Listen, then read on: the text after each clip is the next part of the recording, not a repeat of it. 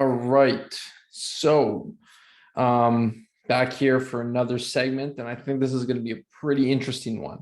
Um, Bands and chains, or just in general, accommodating resistance, is a topic that I think is um, very fascinating and interesting. One, because it kind of looks cool. It looks cool to add stuff to machines or barbells, such as chains, but also because of the mechanisms and kind of the way they work to increase performance. So one of the issues though is I don't think it's fully understood, which is why I'm going to kind of give my 2 cents on it and kind of explain why I may like it or may not like it in certain circumstances. So just to give a little brief outline of what I'm going to talk about. So just so you can see that. Good little meme on the side. So first, I'm going to kind of explain the resistance profiles, strength curves, and how this relates to accommodating resistance. And then I'm going to explain what accommodating resistance really is. Then I'm going to talk about why you might want to use bands or chains with exercises and how to set them up. Because I think the setup is often done poorly according to what we want to use them for. So resistance profiles or strength curves, I don't know the specific terminology, but it's essentially describing how in certain exercises we are stronger or able to produce greater forces throughout different portions of the range of motion. So for example, in a squat, typically people know that we're weakest in the bottom of a squat. And as the higher we go up in the squat, the stronger we are. Case in point, you're stronger doing a half squat than you are doing a full squat. So right there, that tells you everything. Now it does vary between body parts or exercises. So let's say a chin up or a pull up is kind of like the opposite of a squat, where it's actually hardest at the top and easiest at the bottom. So what you'll see is accommodating resistance might not be the greatest for exercises like chin-ups or pull-ups. Another thing that these profiles or strength curves show are the concept that we decelerate towards the end of a motion. So think of it as when we're in the bottom, where we're technically our weakest or in mechanically disadvantaged positions, we want to blast and get out of that position as soon as possible. But as we move up in the motion or in the movement, we kind of slow down before getting to the end point, simply because you have to decelerate the bar, or else it's going to leave your hand, it's going to leave your shoulders, and damage joints like the hips or the knees, specifically to a squat. So what is accommodating resistance? A little bit of background. I think Louie Simmons was one of the first guys to really make accommodating resistance popular. He's the owner of Westside Barbell. If you don't know him or haven't heard of them, but they're like the guys on bands and chains. And a lot of the stuff that I kind of learned about it, I learned from listening to him. So accommodating resistance is basically resistance that accommodates to the strength curve or the strength profile of an exercise. So what that means is that as we move through a movement and we move into positions that we're stronger in, the resistance is added or is increasing. And same in reverse, as we go into or weaker positions, the load is decreased.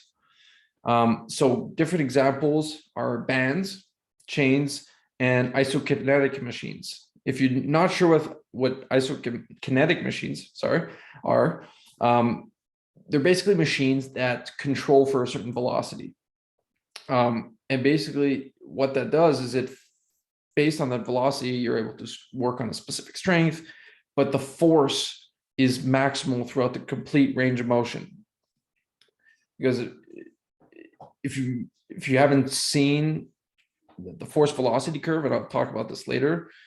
Force is really measured by velocity. So how fast you move determines what kind of strength you're working on. So with these machines, you're kind of able to preset the velocity of the movement to specifically target a strength. Same thing with bands. So if you look at the bottom right picture, as the athlete is lowering to the bottom of the squat, the chains are unloading onto the ground. Therefore, let's say there's 3 chains per side. That's around 45 to 60 pounds per side. At the bottom, there's 90 to 120 pounds less load. But as he moves up through the motion, there's an additional 90 to 120 pounds at the top. So as you can see, throughout the full range of motion, he has to develop maximal amount of force. Now, why would you want to use bands or chains? So one of the reasons why I kind of like to incorporate it with my athletes, even though they're not at the advanced level like some of these powerlifters at Westside, is just to kind of teach them to accelerate maximally throughout the full movement. So one thing I noticed, especially with younger athletes, is they almost have a difficult time like moving the weight fast.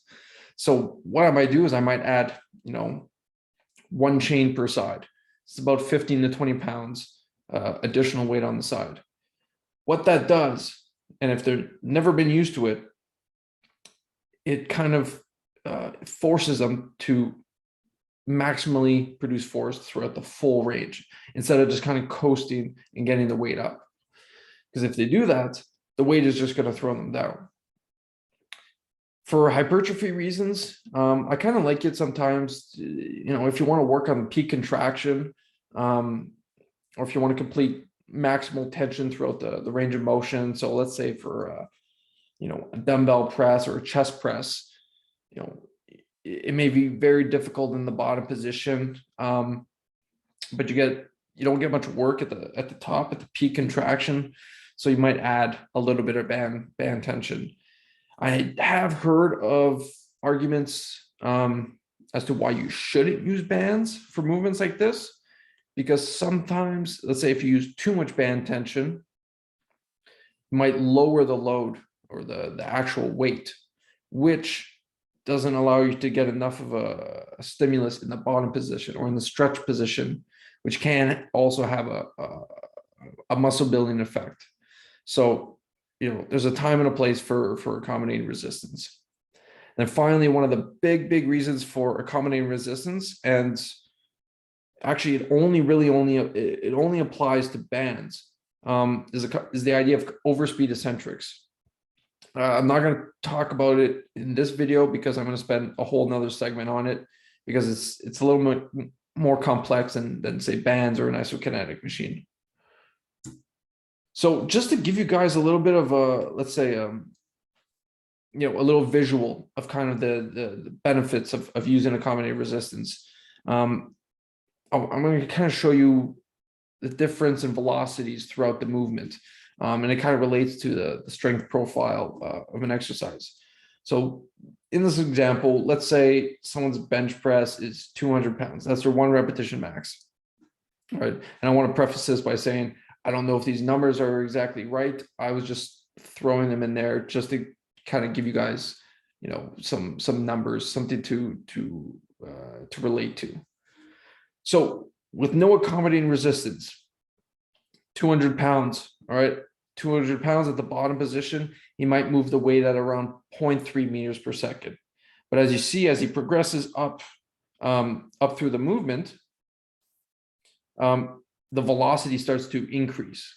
So let's say in the bottom position, he's working, it's more like a maximal strength, but as he goes up, it's more the speed of, let's say, strength, speed, getting close to speed strength.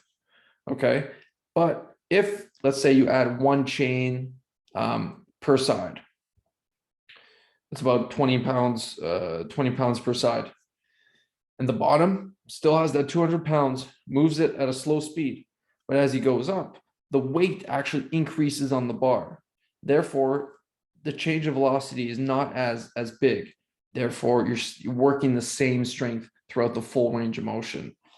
Same thing can be applied to other types of strengths. Let's say if you want to work on speed strength, well, you might just lower the load, lower the percentage, which will still, give you that certain velocity throughout the full range of motion.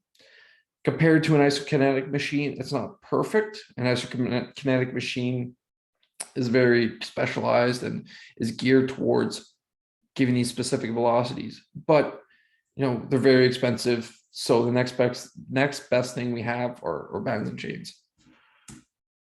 So now relating it to the force velocity, again, when I mentioned that force is measured in velocity, as you can see, as velocity increases, the amount of force decreases. Same thing the other way. All right. So the faster a movement is performed, the less amount of force is produced. So what the accommodating resistance does, again, is it sort of keeps you within a ballpark to work on a specific strength by keeping the velocity relatively constant throughout the full range of motion. Now, how to set it up? Bands are relatively easy to set up. You kind of just loop a band around a rack and the barbell, and you kind of just adjust it based on how it feels. If you want to get real specific, you could attach a tendo unit or kind of measure its velocity some way. Chains are simple, but also I think are often poorly set up. So the whole goal of chains is to have all of the chains unload onto the ground when you're in the bottom position. Sometimes you can have one chain or one link on the ground, in the top position. Ideally you don't want to have all the chains floating when you're at the top position. So what I kind of like to do is I like to have one or two links laying on the ground, just so that gives me an idea that when they get into the bottom position, all the chains will be released. So you can see in the bottom picture, let's say the chain is 20 pounds. Well, he's maybe only got 10 pounds unloaded. So it kind of defeats the purpose. He should have just added an extra 10 pounds to the bar. So the one on the right is what is seen as the correct way to set up. All right, the chains are like set up with they're like halfway down the body, let's say around hip level, so that by the time he gets in the bottom position of the squat, all the chains are on the ground and he's able to explosively come up and keep that constant velocity. So I hope it was helpful. I hope you guys have a little bit of a better understanding about accommodating resistance, specifically bands and chains. But as I mentioned, I'm going to spend a whole different video on bands and the concept of overspeed eccentrics, because I think that's a very, very important one. And it's a little bit more complex than just having weight unload onto the ground. So if you guys have any questions, my emails are there. My Instagram is there. Don't hesitate to send me a message. Hope you guys enjoyed. We'll see you next time.